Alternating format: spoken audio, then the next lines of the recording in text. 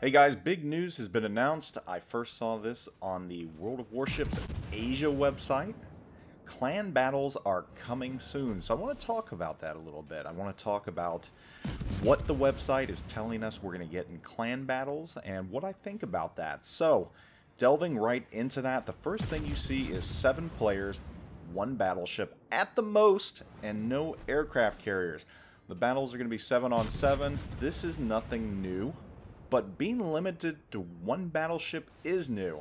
Personally, I don't know how I feel about this.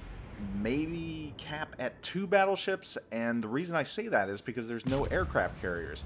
It's kind of interesting that they don't want aircraft carriers in clan battles, and they're citing reasons that it was a hard decision for them, but tournament observation results in preliminary tests of clans demonstrated that an aircraft carrier and a well-coordinated team provides perfect reconnaissance through the entire map, creates a lot of obstacles for destroyers from the opposing team, and generally makes the battle follow the everyone sees everyone else scenario.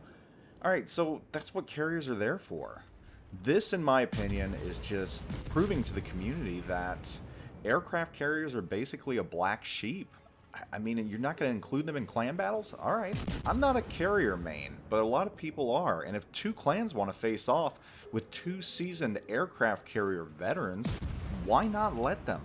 Why take that opportunity away from them? Yeah, that's their job to spot destroyers. Having only 1 battleship is kind of confusing as well. This is going to make it very destroyer and very cruiser heavy, which, and I haven't said this yet, because they kind of buried this beneath 7 players, 1 battleship, and no aircraft carriers. This is Tier 10. Tier 10, what is going to happen to the destroyers at Tier 10? There's going to be an abundance of radar-capable cruisers. So, yeah, we'll get onto that here in a second, but for 7 players, I don't believe a 1 battleship cap is a good idea, and I don't believe not having any aircraft carriers is a good idea. I think they need to relook at that, but apparently they've been testing things and think this is the route that they should go. I want to hear what you have to say about this, though. What do you think? Should there be aircraft carriers? Should there be only 1 battleship? I think there should be at least 2. And the reason why is the second main part in what they're saying. Tier 10. Don't have the right ships? We are here to help you. Alright, so Tier 10. Right off the bat, you're thinking, this limits the player base. Okay? I don't have a Tier 10. I can't play. Well, that's not true. Wargaming's going to help you out. They're going to loan these ships to you for clan battles, and once clan battles end, they're going to take the ships back. I don't agree with having Tier 10. I enjoy Tier 10. I play Tier 10 a lot. I have a lot of Tier 10 ships, and I play some of them very, very well. But for a player that has never played at Tier 10, to just throw them into the mix with all Tier 10s, that is an absolute recipe for disaster. And you have the other issues that I mentioned. This is going to be a heavy destroyer and cruiser meta right here. That's not good when you're dealing with a lot of ships that are radar capable, which means your destroyer is going to be stuck playing at a standoff range. They're not going to want to get in there and cap, because right off the bat these cruisers are just going to fly in, and I mean, maybe that's a good thing. I'm kind of happy to see cruisers take the center stage, and maybe that's what Wargame is aiming for. Maybe that is their ultimate goal. Maybe they want cruisers to finally have their day in the sun, which, you know, I love cruisers as well. I have no issue with this. It's cool to give them a chance to get in there and finally, you know, be the king of the seas, not being overshadowed by an abundance of battleships. But it's going to hurt the destroyers. I just don't see, as a destroyer player, how I would want to really be aggressive.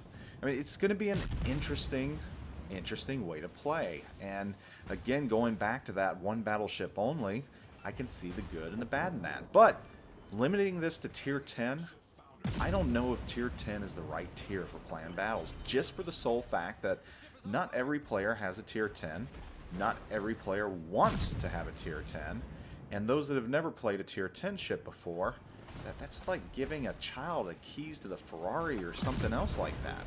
I mean, you're handing them something that they have never played before, requires a certain play style, and now you're just going to get out there and expect them to go to town in it. So, I don't know. Some other good things about the Tier 10 ships.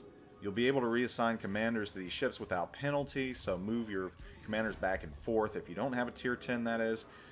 Rented ships will bring you the same amount of credits, XP, free XP, blah, blah, blah, blah, blah. You won't be able to mount any camouflage on these tier 10 ships. That's interesting. I don't know why they're limiting that. I don't know if they just mean premium camouflage or your own, but, you know, that's taken away some concealment right there and some dispersion, or I guess lack of dispersion.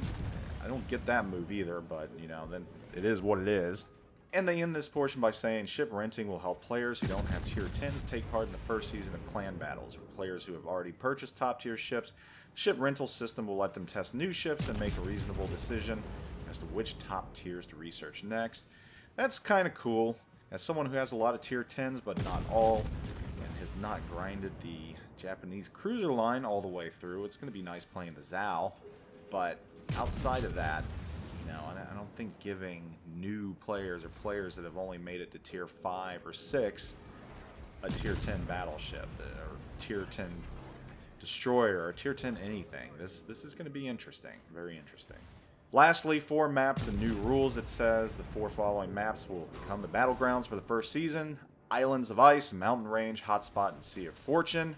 However, you'll probably have to revise your usual tactics for these maps, as the key areas will be relocated. So, much like the green on a golf course, they're moving the holes on them. Not going to be in the front anymore. They're in different spots and kind of unique spots as well. So, this I'm looking forward to a little bit. This is probably, honestly, this whole thing is a testing ground for them. This is a beta. Look at this as Clan Battle Beta. So we'll see exactly where this goes, how it works out. But it's my sincere hope that they don't do to this as they did to team gameplay, where they had a brilliant idea, but for some reason they just gave up on it. And I think team battles were given up on to make way for clans, but there's a lot that can go wrong with clans, and they're making some very risky decisions for this first season of clan gameplay.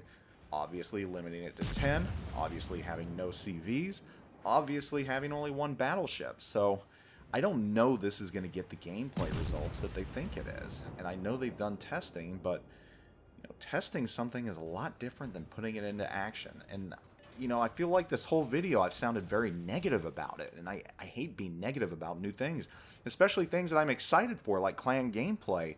But a lot of these, to me personally, are head scratchers. So I want to hear your thoughts, though, and I want to hear what you think and how you would improve this. Do you agree with what they're doing? Do you agree with the 1 battleship cap, the no CVs? Do you agree with that? Do you like that? What would your ultimate loadout be for 7v7? What do you think it should be? Also, tier 10, do you agree with that? Do you like this? Do you think we should play another tier? I mean, tier 8 seems to be the happy medium for everyone. I mean, it works for competitive gameplay outside of here, like Supremacy League. Where do you think we should go? Is tier 10 a good thing, or is it not? Also, the maps, I'm not going to ask your opinion on that, though you're welcome to throw it in there if you want. I mean, I do like the changes, how they're moving the caps around, but maps are maps. They could put me on Ocean, I'd be happy. And yes, I'm serious. I like Ocean. There's something about Ocean I like. Anyhow, guys, let me know what you think. Throw your opinions up there. But yes, clan gameplay is on the horizon. Season 1 is coming soon. We'll just have to see how it works out. I'm out of here.